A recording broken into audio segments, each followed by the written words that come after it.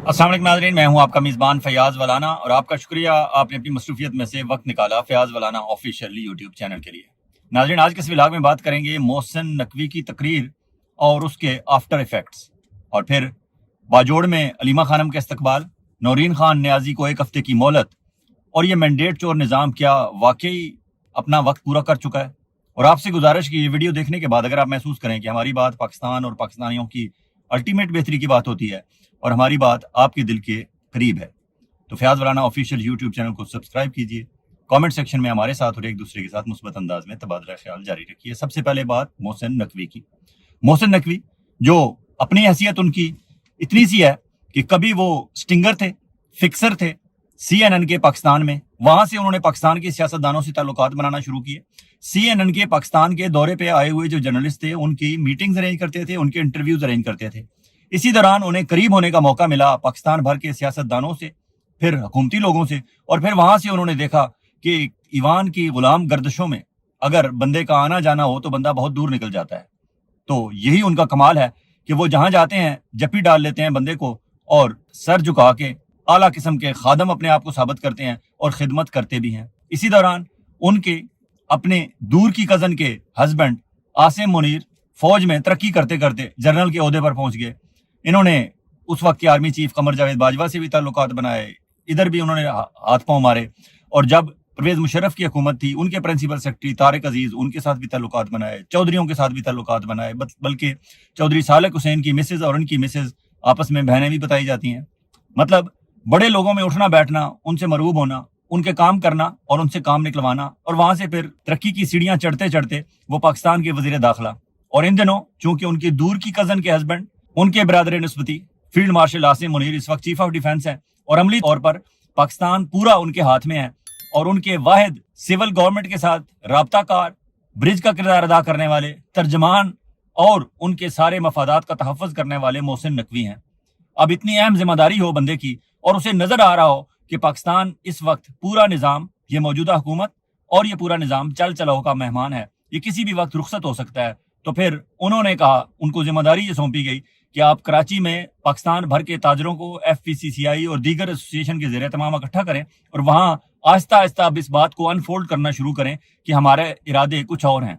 और उससे 2 दिन पहले बिलावल भुट्टो जरदारी ने इस मैंडेट चोर निज़ाम की पीठ में जिस तरह का छुरा घोंपा, बल्कि पीठ में क्या, इन्होंने तो सामने से जाके इसका पूरा पेट चाक किया और पूरी दुनिया को बता दिया कि ये सारे फॉर्म 47 वाले हैं, चाहे पंजाब की वज़ीर आला मरियम नवाज है, चाहे वज़ीर आज़म पाकिस्तान है।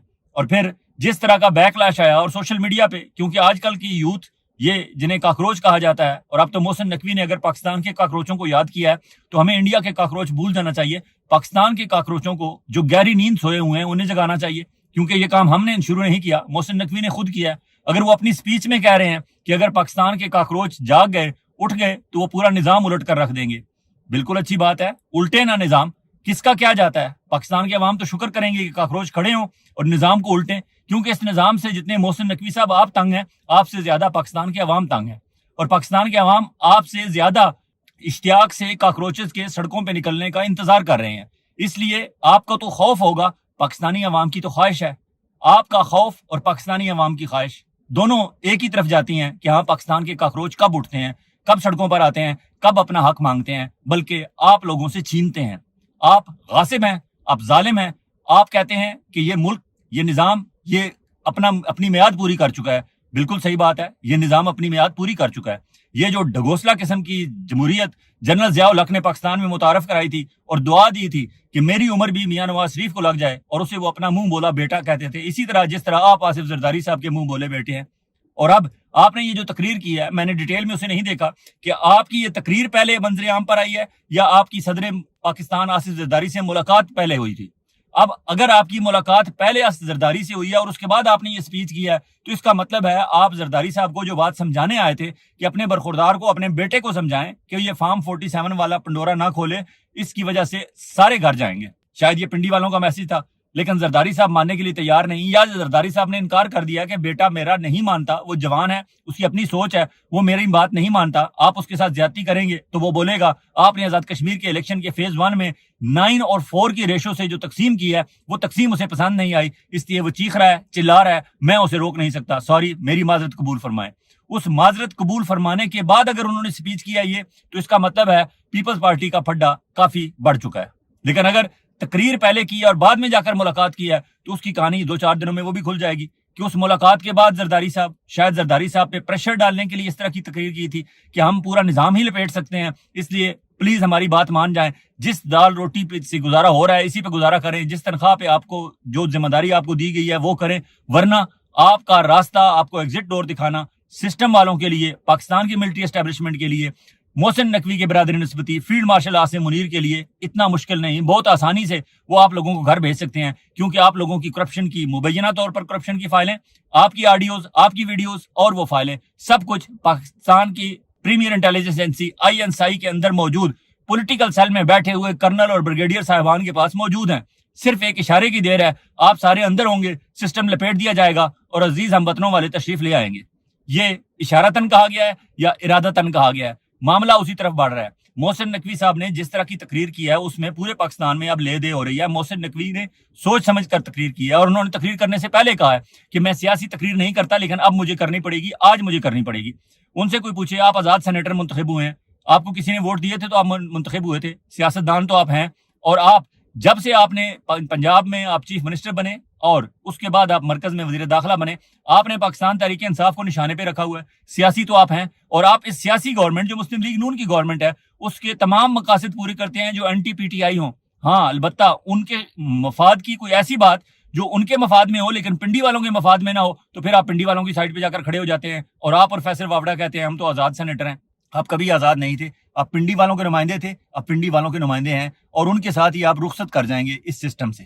اب اس میں وہ مزید کیا کہنا چاہتے ہیں کہ جمہوریت کے اندر سے نیا نظام لایا جائے. وہ کہتے ہیں جمہوریت بہت ساری قسموں کی ہوتی ہے, اور وہ یہ بھی کہتے ہیں کہ وہ صاحب ریڈ لائن کراس نہیں کرنا چاہتے. کون صاحب بھائی نام لو نا, فیلڈ مارشل عاصم منیر کی بات کر رہے ہو نا کہ وہ مارشل لا ملک میں نہیں لگانا چاہتے, اور وہ چاہتے ہیں جمہوریت کے اندر سے ہی کوئی نیا نظام لایا جائے. اور آپ یہ بھی بتا رہے ہیں کہ جمہوریت کے اندر 3-4 قسم کے نظام ہوتے ہیں. آپ کون سا صدارتی نظام لانا چاہتے ہیں؟ آپ ڈونلڈ ٹرمپ والا امریکہ والا نظام لانا چاہتے ہیں کہ صدر براہ راست ووٹوں سے منتخب ہو اور وہ پھر حکمرانی کرے, اور کانگریس اور سینیٹر جس طرح امریکہ میں ہے اسی طرح پاکستان میں سینٹ اور قومی اسمبلی ڈائریکٹ لوگوں کے ووٹوں سے منتخب ہوں. بالکل لوگوں کے لیے یہ بھی قابل قبول ہے, لیکن صدر پاکستان کا الیکشن کون لڑ سکتا ہے یہ سوال پیدا ہوتا ہے.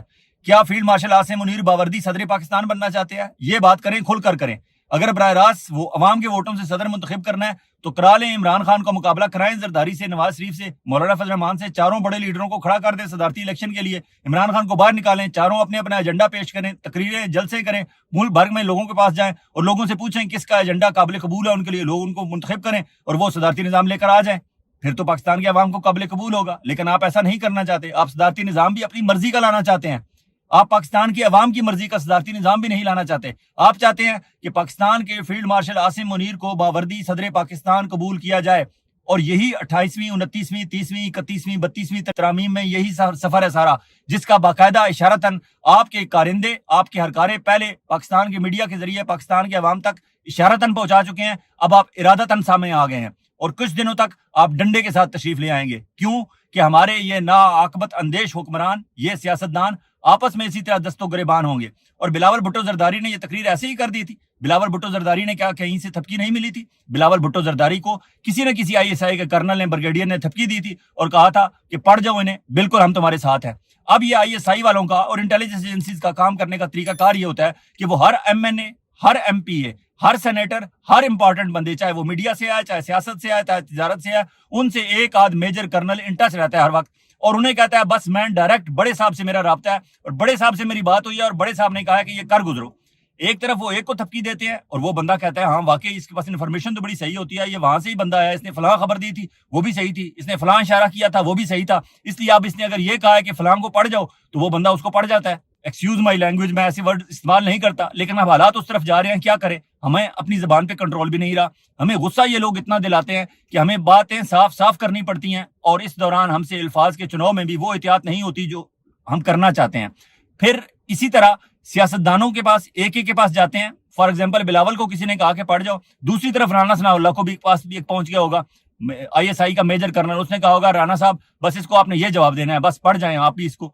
دونوں طرف لڑائی کراتے ہیں اور دونوں کو سمجھ نہیں ہوتی کہ یہ بیسیکلی ہمیں آپس میں لڑا رہے ہیں.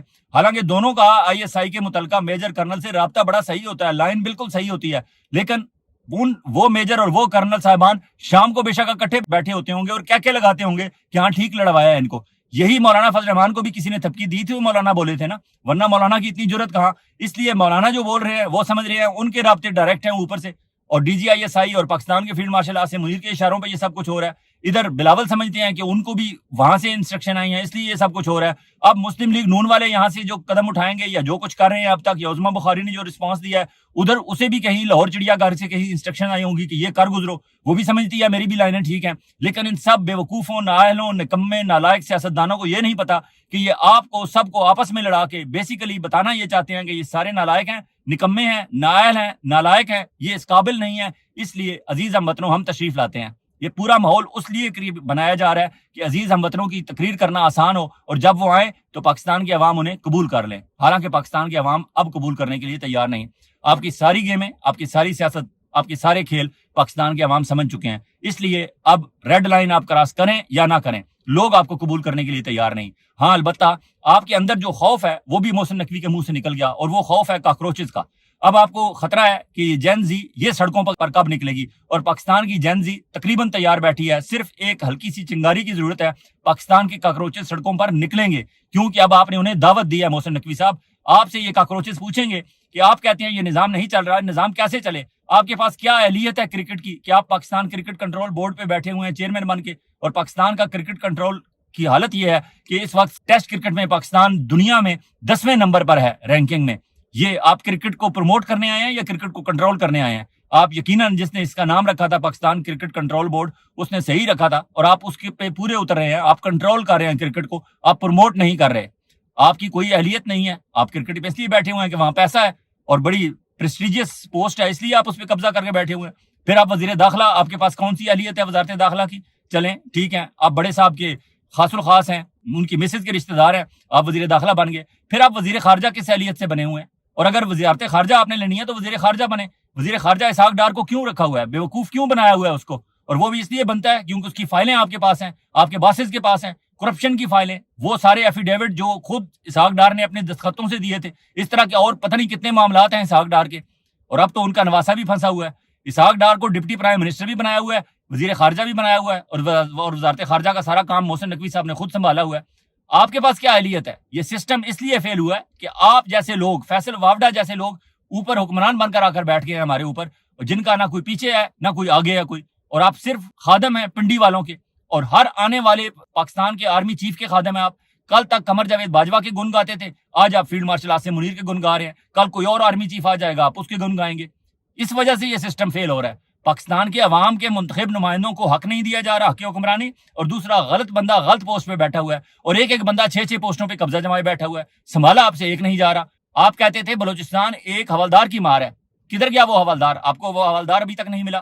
پھر بات کرتے ہیں, اب رؤوف کلاسرا نے ایک اس حوالے سے بات کی ہے. وہ کہتے ہیں وزیر داخلہ محسن نقوی نے جس طرح ٹی وی کیمروں کے سامنے وزیراعظم شہباز شریف کی 4 سالہ کارکردگی کا پوسٹ مارٹم کیا, اس سے 1998 میں آرمی چیف جنرل جہانگیر کرامت کی نیول سٹاف کالج لاہور میں کی گئی تقریر یاد آ گئی, جب انہوں نے وزیراعظم نواز شریف کے ساتھ سول ملٹری تنازعات پر نیشنل سیکیورٹی کونسل کی تجویز دی تھی.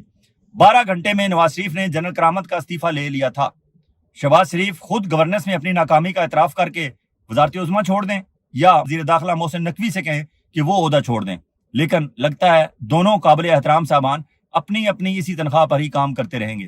رؤوف کلاسرا اشتہار دلا رہے ہیں شہباز شریف کو بھی اور محسن نقوی کو بھی کہ دونوں میں سے کوئی ایک تو مرد کا بچہ نکلے. اگر یہ سسٹم اسے قبول نہیں, یا وہ یہ سمجھتا ہے ایمانداری سے کہ سسٹم کام نہیں کر رہا, تو ریزائن کرے. لیکن رؤوف کلاسرا ٹھیک کہتے ہیں کہ یہ دونوں اسی تنخواہ پر گزارا کریں گے. نہ محسن نقوی استعفیٰ دے گا, نہ شہباز شریف غصے میں آ کر استعفیٰ دے گا. اور اب ناظرین بات ہو جائے عمران خان کی بہنوں کی. علیمہ خانم باجوڑ اور چارسدہ گئیں, وہاں بھرپور ان کا استقبال کیا گیا. پاکستان کے عوام تو بھرپور اپنی محبت کا اظہار کر رہے ہیں اور اپنی محبتیں نچھاور کر رہے ہیں عمران خان کی بہنوں پہ. اب دیکھتے ہیں کہ یہاں سے آگے پاکستان تحریک انصاف کی اگر کوئی بچی کچی قیادت, اگر کوئی تنظیم, اگر کوئی سسٹم ہے, تو وہ اس عوام کی محبتوں کو کس طرح فروٹفل ثابت کرنے کے لیے کوئی باقاعدہ پلاننگ کرتے ہیں اور لانگ مارچ یا احتجاجی تحریک کو کسی ترتیب میں لا کر آگے بڑھاتے ہیں. دوسری طرف نورین نیازی کو 1 ہفتے کی مہلت دی گئی ہے کہ 1 ہفتے کے اندر وہ NCCIA کے سامنے پیش ہوں. اب نورین نیازی کا وہ انٹرویو جو کبھی آنے ہی نہیں ہوا, اس پہ اس کی سرزنش ہو رہی ہے, جبکہ دوسری طرف مولانا فضل الرحمان کہتے ہیں اور مولانا فضل الرحمان کے بندے کہتے ہیں کہ کرو نا مولانا کو گرفتار, کرو نا مقدمہ, अरेस्ट करो ना, चैलेंज करते हैं सिस्टम को, लेकिन सिस्टम मौलाना फजल रहमान को हाथ नहीं डालता। जो कुछ मौलाना फजल रहमान ने कहा, नौरीन नियाजी ने उससे बहुत कम कहा है, और नौरीन नियाजी का वो इंटरव्यू ऑन एयर भी नहीं गया। लेकिन नौरीन नियाजी का भाई इस वक्त कैद है। नौरीन नियाजी को तो नोटिस पे नोटिस और मोहलत पे मोहलत और अदालतों में और NCCI वाले तलब कर रहे हैं, लेकिन मौलाना फजल रहमान को हाथ नहीं लगाएगा ये सिस्टम, क्योंकि मौलाना भी आखिर कहीं ना कहीं किसी न किसी हवाले से उनके ही खिदमतगार हैं एस्टेब्लिशमेंट वालों के।